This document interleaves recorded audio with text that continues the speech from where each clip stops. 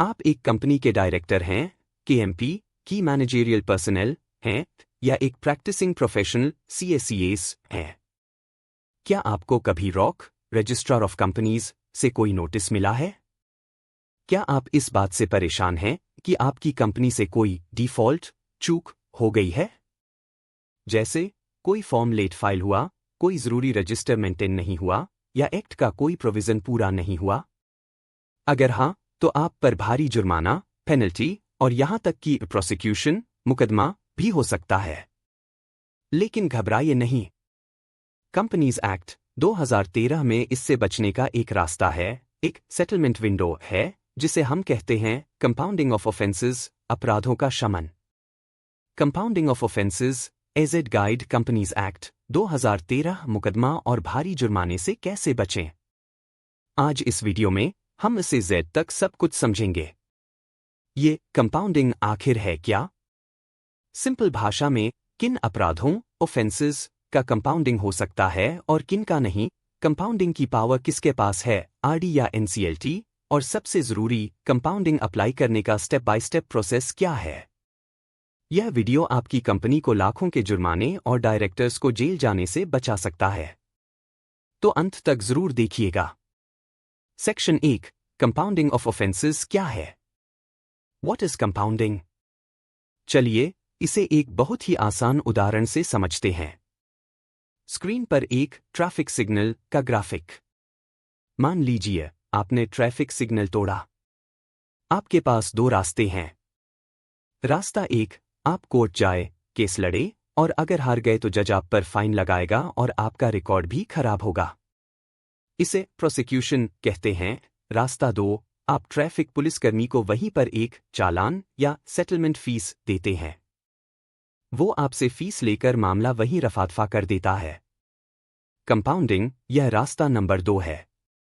Companies act में compounding एक legal process है जहां कंपनी या उसके अधिकारी, ऑफिसर इन डिफॉल्ट, अपनी गलती, ऑफेंस को स्वीकार करते हैं और एक कंपाउंडिंग फी, जुर्माना नहीं, फीस देकर मामले को सेटल कर लेते हैं।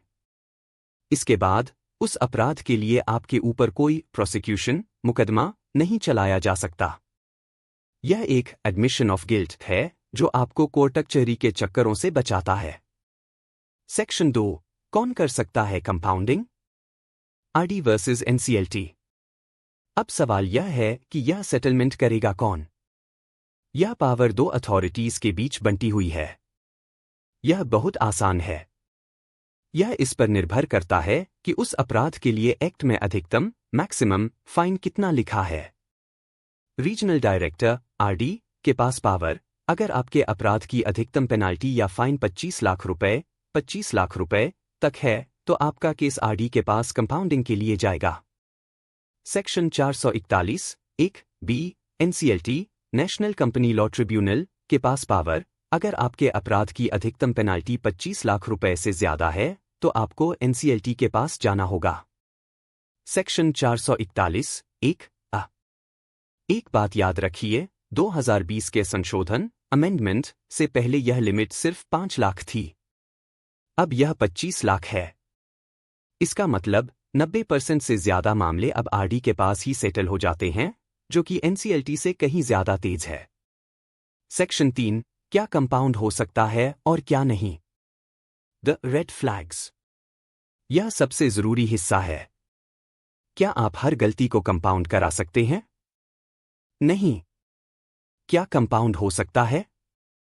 कंपाउंडेबल ऑफेंसेस, वो सभी अपराध जिनकी सजा फाइन ओनली, सिर्फ जुर्माना है। जैसे MGT 7 या AOC 4 की लेट फाइलिंग या सेक्शन 135 CSR का उल्लंघन, वो अपराध जिनकी सजा फाइन और इम्प्रिजनमेंट और बोथ, जुर्माना या जेल या दोनों है। क्या कंपाउंड नहीं हो सकता?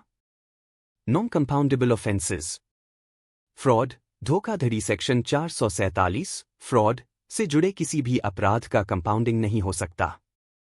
इम्प्रिजनमेंट ओनली, अगर किसी अपराध की सजा सिर्फ जेल, इम्प्रिजनमेंट ओनली है। इम्प्रिजनमेंट एंड फाइन, अगर सजा जेल और जुर्माना दोनों है। रिपीटेड ऑफेंस, अगर आपने वही अपराध, सेम ऑफेंस, पिछले 3 सालों के अंदर दोबारा किया है, तो आप उसे कंपाउंड नहीं करा सकते। इन्वेस्टिगेशन पेंडिंग, अगर आपके खिलाफ उस अपराध के लिए कोई इन्वेस्टिगेशन, जैसे SFIO या प्रोसिक्यूशन पहले ही शुरू हो चुका है, तो भी कंपाउंडिंग नहीं होगी। सेक्शन 4, कंपाउंडिंग का step by step process, the how to guide. तो मान लीजिए आपकी कंपनी ने कोई डिफॉल्ट कर दिया है। अब प्रोसेस क्या है? ध्यान से सुनिए। Step 1, make the default good, गलती को सुधारना। कंपाउंडिंग का पहला नियम है, पहले गलती सुधारो, फिर माफी मांगो। अगर आपने कोई फॉर्म फाइल नहीं किया, तो पहले उसे एडिशनल फीस